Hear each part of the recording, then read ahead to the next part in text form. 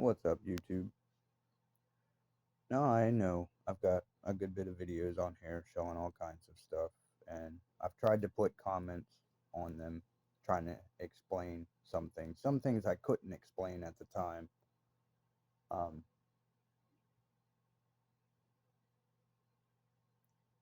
but yeah, man, I remember when I was growing up, my uncles and Uncle Bill was one of them. Joey was the one that put me through simulated Hell Week. You ever heard of simulation? Simulated ammunition is basically like plastic bullets, well, rubber bullets, really, non-lethal. I think I'm saying it right. But anyway, um, that's one of the things they would shoot you with, during training. And yeah, we would get hit with pepper balls. Basically, same thing, riot balls, put into a paintball gun with an auto trigger, and we were lit up. I went through so much pain as a kid that I was able to withstand the pain from an appendicitis. And the thing about this appendicitis is it ruptured immediately. It didn't take a while to rupture. It ruptured almost immediately after it became bad or inflamed or a problem with it. It was due to medication that the state had put me on that wasn't approved for kids. It was called a memformine, and at the time, it was not FDA approved for adults, let alone children. And I don't know how they were allowed to prescribe that, but that's what I was on, and it almost killed me. Oh, they were dead wrong, and they didn't care. Luckily, I was only in there for 60 days, or I think it was 60 to 90 days, which is, like I said, it's basically a review. Back then, that's what they did. It was 30, 60, or 90-day review. And of course, I beat up 4 kids, so, and the story they got was that I attacked them. So yeah, that's why they gave me a 90-day. And I was out of there at the end of the 90 days, which showed that there wasn't nothing wrong with me. They did find out that I had ADHD. They did notice. Back then, they didn't call it CPTSD. They just called it PTSD or shell shock. Um, but I guess it would fall under CPTSD now. Plus, what boxers and fighters get from head traumas.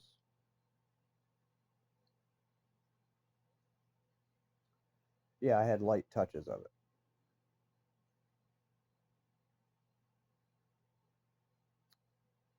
As in, it was slightly, starting to be shown.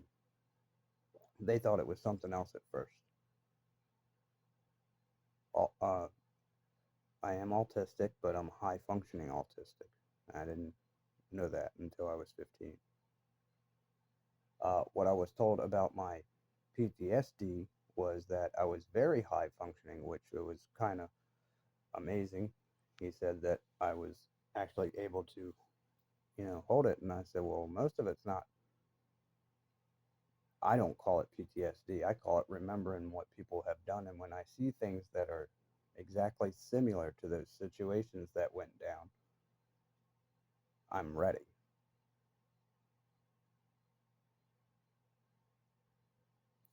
I guess people just don't understand that. Kind of like, a soldier, when a gun goes off, they get in a ready position, or they can go completely berserk and start, never snap out of it. But basically, something like that, that they remember those sounds and situations, and when they hear or see them, they go into ready mode or fight mode. I don't quite go into fight mode, I go into ready mode. Now, when I was younger, I would go into fight mode. And sometimes people were just joking around, but they were serious about it, and I didn't know the difference. So instead of waiting to see if they were just kidding or being sarcastic, I took it seriously and I wasn't taking any chances. And those people, yeah, they got attacked, but it wasn't because I just wanted to hurt people. It was because I really thought this person was about to do something. Because this is exactly how I've been set up for it before. So it wasn't the fact that, you know, they were or were not planning something. They were planning something, either to mess with my head and make me believe that they were going to do these things, or, you know, do these things. So I made sure to act before anything happened.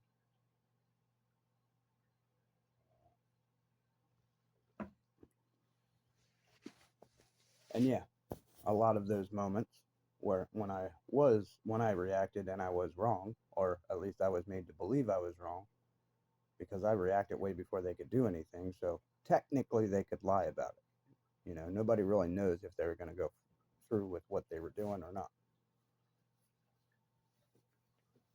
But I've been around both situations to where I really believe the person just made me mistake with their movements and the way they were acting, that they were going to do something. So I acted first. Now there are other ones that when we talked about it later and supposedly became friends, I didn't really trust what they were saying, and I was right a lot of the time, even though I still, it was nice telling them became friends with them. But yeah, the crawling through the mud with full gear and weighted straps on my ankles, weighted straps on my wrist, because I was a small guy and I needed to be tougher, is what I was told.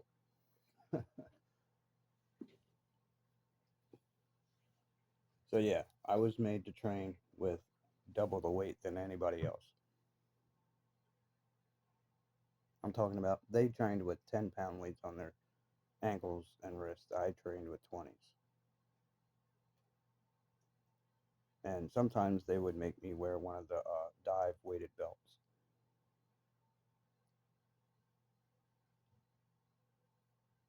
That was my buddy Joey Brooks. You don't believe me? He passed away in Lakeside because he was diabetic, and I believe it was because of the alcohol he happened to drink, which that's weird because he must have recently became diabetic and didn't know it, and then started drinking because Joe used to drink before. But there has been a long period of time where we weren't around each other, so I don't know if he, slowed up and then his body wasn't used to. I'm not sure, and that's when he ended up with diabetes and didn't know it. I don't know. All I know is that motherfucker he was one hell of a dude, but that was a man. hmm He was rough. He had the boys. He had a good heart, but you did not want to piss him off. Yeah, I have that same. I guess that's where I get it from. Is him and my mom, because they have that same snap when people does something wrong to them, and that's why they say I have PTSD. Because when people are doing something wrong to me or somebody else, I can snap like that. And yes, it takes a hell of a lot from me and the people around me to where something bad doesn't go down. And it all depends on the people that I'm mad at and what they do.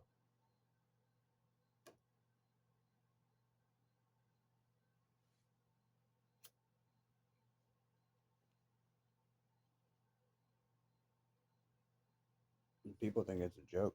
287 street fights. No, it's not. And that's not counting them all. That's just counting the ones that were the circle. That's not counting all the other ones that were outside the circle. As in, it wasn't a big gathering or nothing. It was just fights that people, got me into. And it really ended up uh, how they earned respect or learned respect. I shouldn't say earned because they earned a couple of bruises and a few minutes taking a nap for some of them. Some of them I made them tap or quit, but other ones they went out. Just like my buddy Danny Downer. For a while, he acted cool around me and all that, but you could see that he still had like, an attitude about everything. And he tried to bring it up to me at one point, oh, well, they used to call me Bible boy. I used to walk around with the Bible, blah, blah, blah. I said, I understand. I said, I understand what you're saying, Danny, but you got to understand, I was there, new. I didn't know anybody, and I don't know you. And all I know is you're older than me, you're bigger than me, and two of you got pushed into a circle where I was threatened that if I didn't beat you up, I was going to have to fight this big group of like 20 to 30 people that were all teenagers. So yeah, I'm 7 years old. First thing I'm going to think is, oh shit, what the fuck did I get myself into? And that's exactly what I thought. But I wasn't ready to fight fucking 30 teenagers. So I looked at both Dans and punched them both. One went down the hill and laid out in the what is considered the drainage field of the trailer park, which I'm sorry about that. I did not know that was a drainage field. And the other Danny, Dan Anderson, which he was a cool dude too. Don't get me wrong; these people weren't, you know, like bad people. They were just in the same predicament I was, I guess, or we were just a bunch of rowdy kids trying to figure out something to do. Could have been a mixture of both. Probably was. Anyway, um, but that's what happened. And yeah, we ended up all becoming friends after that. But like I said, Danny Downer, when he got older, we still talked and here and there. Um,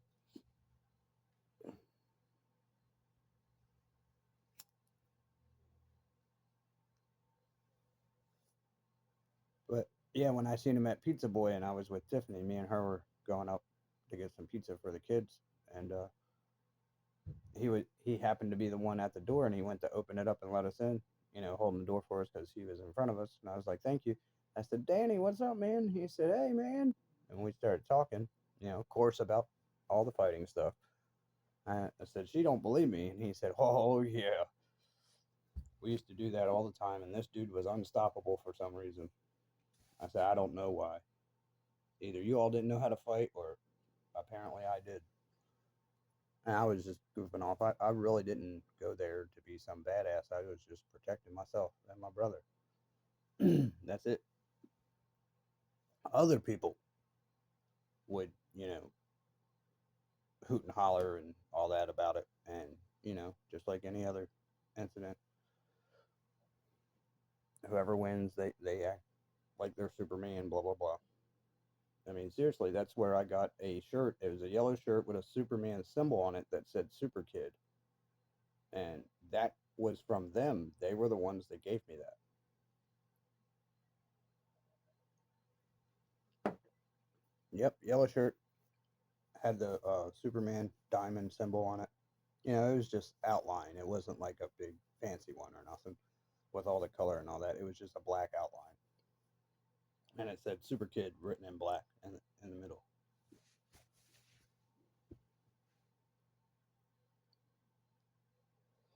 Yeah, we all became, most of us became friends off that. Some of them were still salty, but whatever. That's on them, not me.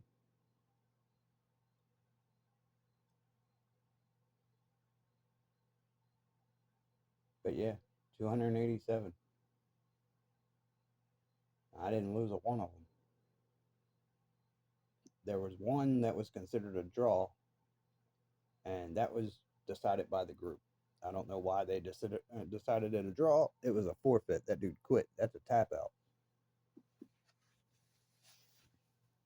Yeah, he quit. I didn't quit. He quit. I said forfeit, and they're like, nah, nah, that's a draw. Blah, blah, blah. I'm like, whatever, man. I don't care.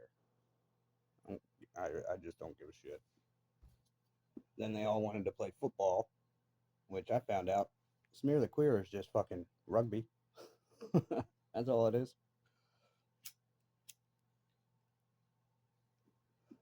Yeah, rugby is just a more like official form of it. But yeah, the rules and everything were the same. Only backwards laterals and pretty much every man for themselves. Except for with rugby, they do have teams, but with us, we didn't. Sometimes we played it with teams. Sometimes most of the time we just played it every person for themselves. And dude, we would mess each other up, boy, playing on top of gravel. Oh yeah. Well, part of the field, I think the owner of the park tried to put some gravel up there so we would stop playing football in that area because he had a baseball field and a basketball court, but there was a stretch of field that we used to play football, and he started putting gravel and stuff up there, and we played in it anyway. We didn't care. We would tackle each other in the road. We didn't care. Yeah, there was no going home and cleaning up the road rash and all that. We just wiped the dirt out of it, brushed it off on the grass, maybe took a breather depending on how rough it was, and went right back to it. Shooting each other out of trees with BB guns. Yeah, that was stupid. I got shot in the elbow, the ankle, and in my butt. And I very, very quickly found out that they lied about the one pump rule. So that's when I lied about the one pump rule. I fell through a deer stand. It was an old platform that somebody had put up there. I called it a deer stand, but it was so close to the road, I don't really think they were using it for deer. I think they were just some kid or somebody built it just to go up there and sit and chill.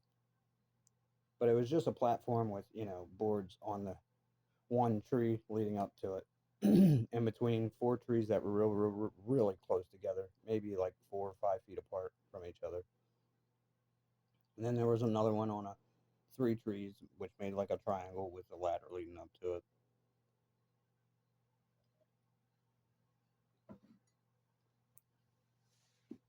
But yeah, got shocked by electric fences. Would go and piss off a bull. Tried to ride it a couple times. I don't know if it was 8 seconds or not. It was fun though. I'll tell you that. Yeah, we didn't have no ropes or nothing. We just jumped on.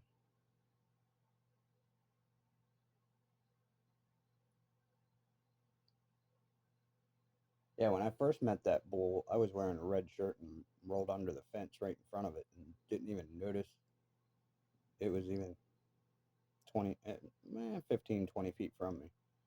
And when I went under, it like lowered its head and gave me that death stare and started striking its, his hoof and snorting at me. And I said, "Oh hell no!" I went right back under the fence. It was a big fucking bull. Like, he was big.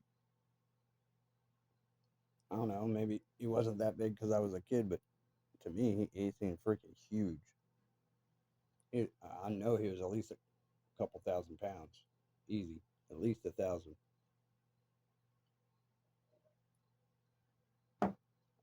He was big. He was big. You ever seen Rufus on the one guy YouTube channel? Redford. He's got Redford and Rufus. Rufus. That's what that bull looked like, except he was all brown, like a red color. So he was more, I guess, Rufus's color, but he was, or red. I think it's Redford. Redford's color, but Rufus's size. And I remember that look when that's what made me start watching that guy's channel, is when I seen him running from him. He was trying to offer him a moon pie and he gave him a look. And I'm like, yeah, I know that look. You better get the fuck out of there.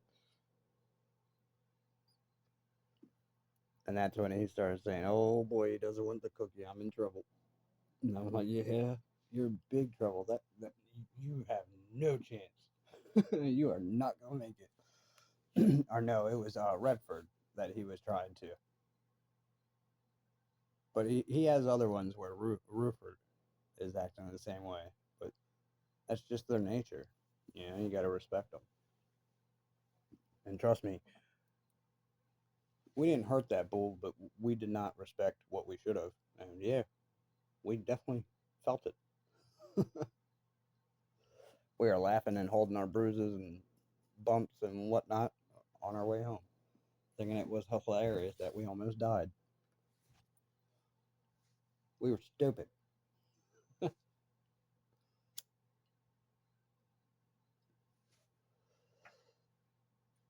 Yeah, I've told people my life, parts of my life story, and they get shocked. They tell me I should write a book or make it into a movie, and I just don't know if anybody would ever be interested in that. Even though it's gonna sound made up, and it's not made up. I wish it was made up. Jumping off the train track bridge? Nope, that wasn't made up either. Climbing cliffs with no ropes and nobody around? Nope, that wasn't made up either. Falling off that cliff? Nope, that wasn't made up either. Coming home and making sure my parents didn't know we were hurt? Nope, that wasn't made up either. Luckily, we had clothes that hid the bruises. That's all I can say. Dude, if we ever got interviewed by CPS at school, they would have fucking threw our parents in jail. If they would have ever seen the bruises from us, they would have never believed the shit that we were going to tell them. And we could have told them the truth. They would have been like, yeah, covering for your parents, are you? Well, no. But, our parents did believe in beating our ass when we deserved it.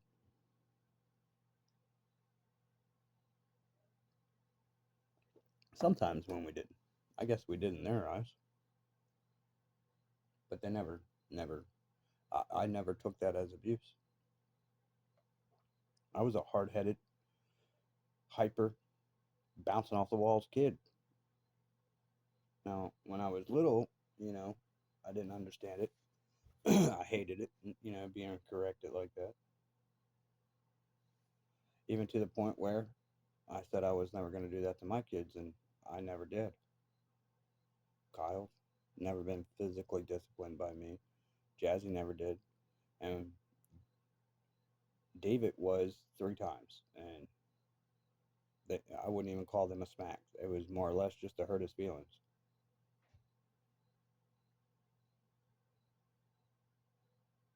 and it worked because it snapped him out of what he was doing.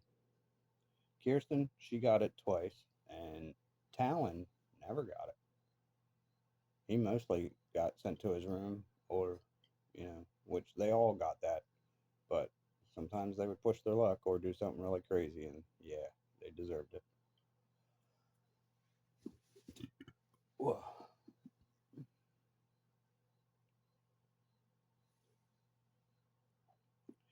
Yeah, I didn't get it the whole time David was in that facility in St. Vincent.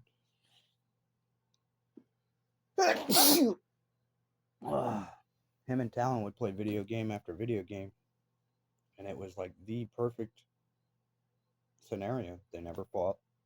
Each one accepted if one lost. I'll get you next time, or oh man, that sucked, blah blah blah, and that was just laughing and enjoying the game. But the moment he got home and went to play a game, dude, it was totally different. It was like a nuclear bomb went off, and it was over the simplest things. And I'm like, David, I don't know where you learned all that bulliness, but I don't care if you're the oldest, you're not going to do that.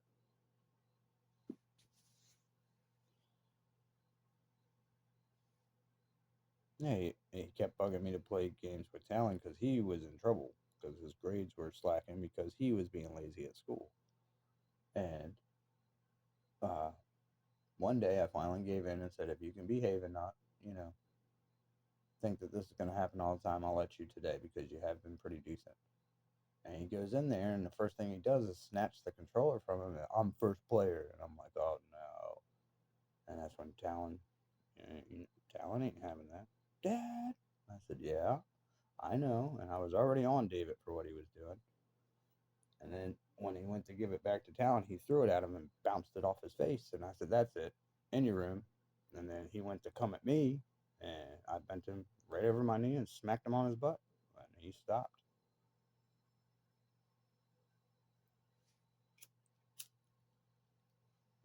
I picked him up, put him in his room. I said, that'll be the end of that. Then he was off games for 2 months and he was throwing a fit every which way you could think. Yeah, it's just manipulation. You gotta wait it out.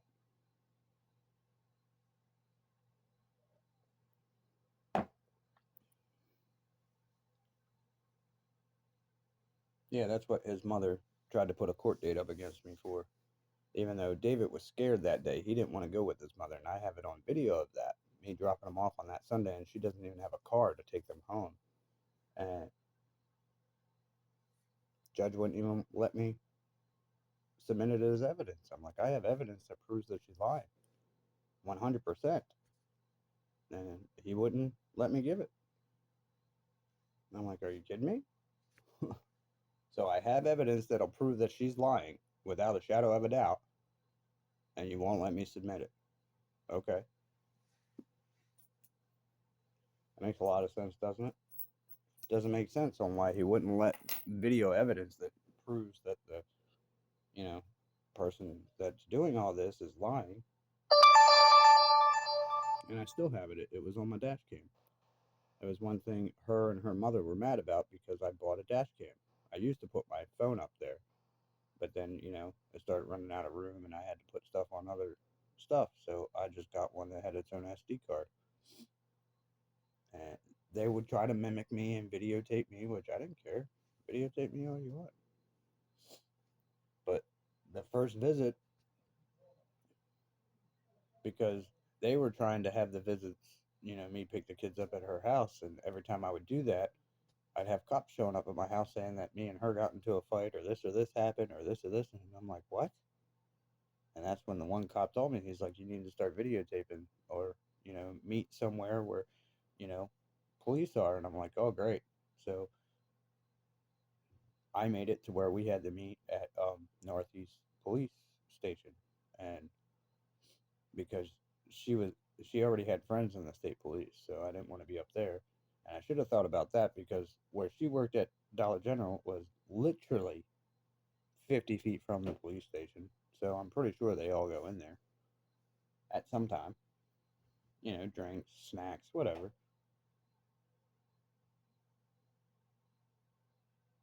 But anyway, those were also the people I called about the wellness checks, and they fought me for 3 weeks just doing, a courtesy check on the kids. And then when they go up there, they said they were going to continue to do checks because her house looks suspicious. I said, exactly. She said, or they said people were home and they wouldn't answer the door. I said, exactly.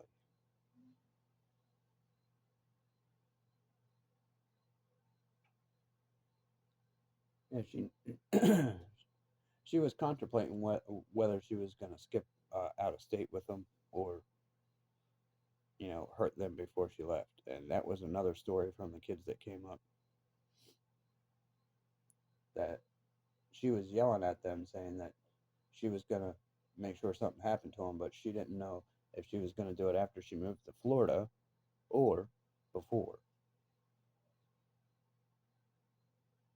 And I'm like, what the hell? And yeah, two of my children would not have come out with crazy stories like that. Even if she was trying to teach them, they wouldn't do it. And that's Kirsten and Talon. They would tell me the truth no matter what. And she hated that. I can't even believe she said these things in front of them. That's why I thought that she was just doing that to manipulate them and scare them into telling me things and making me believe that, she was going to do these things. So I'd start getting upset, flipping out. And I was. I was sending her messages saying, what the fuck's going on? Why? Blah, blah, blah. I was pissed. And she did exactly that. But she also did exactly what the kid said. And I think it's because everything she was trying to do wasn't getting me in enough trouble to satisfy her. She was mad because she didn't have that constant money flow. And that's basically what I was.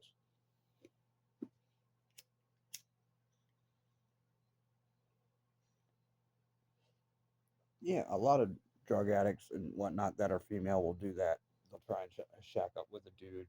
And, they'll try and work, but they'll always come up with some type of excuse and play games and whatnot just so he keeps taking care of them. And, you know, the ratio works out to where he's worked the most, and most of the money she's spent is his money. So whatever money she has accumulated, she hasn't spent much of. So she's got a nest egg, and she's planning, most of them, not all, planning to take whatever he's got, either through kids and marriage, or just kids, whichever she can pull off first.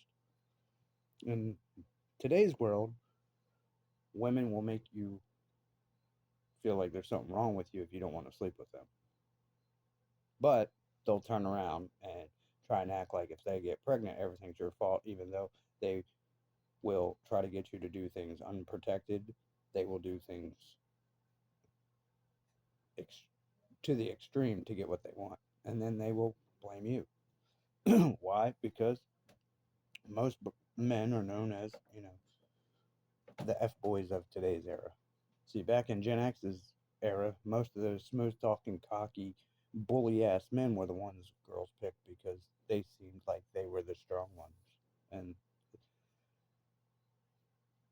starting to find out that most of them are just silver tongued bullies, and that's all they ever were. That's what is known as a fuckboy today, the ones that act like that. Now, is that saying that all the Gen X that, acted cocky and all that were that way? No, there were some that were cocky and, strong and confident. That's what I call it. Instead of cocky, I call that type confident because, yeah, they're being, stout and standing the ground, but look at what's going on. They're not doing it just to show off and get this girl. Or, just to be an asshole. They're doing it because somebody else decided to be an asshole. And you got to watch that too. Because there are some F boys that are just off that day and they're just laying back, playing low key, and they get taken as, one of those types. But then all the good guys get the blame for it because these girls didn't notice that and ran into it. But then they end up being the ones that, rip people off and take them for granted and marry them for 15 years, 20 years, and then be like, bye, bitch. And kick them out, take everything. And I think that's why a lot of them get all mad, at those situations.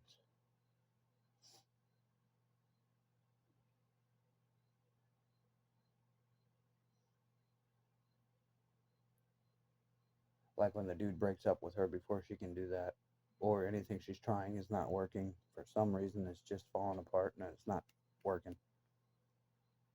I call that being protected by God, especially if the guy has no clue of what she's doing and he's still, you know, being able to go about his life without anything she's been setting him up for to work. Yeah, I'm traumatized by this.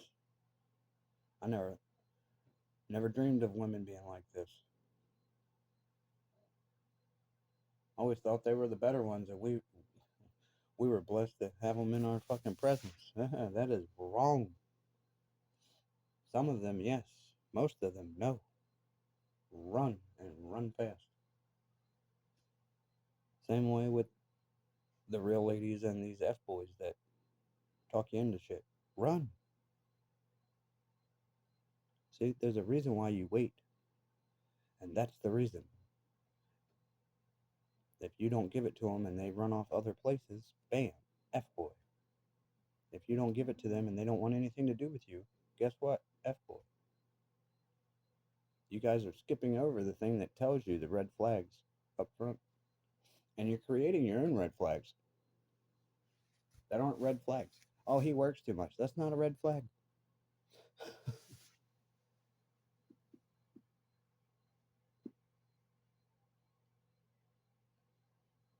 Now, if he works too much and has an expensive hobby and it takes all his money and he doesn't pay his bills, then yeah, then that detail is a red flag.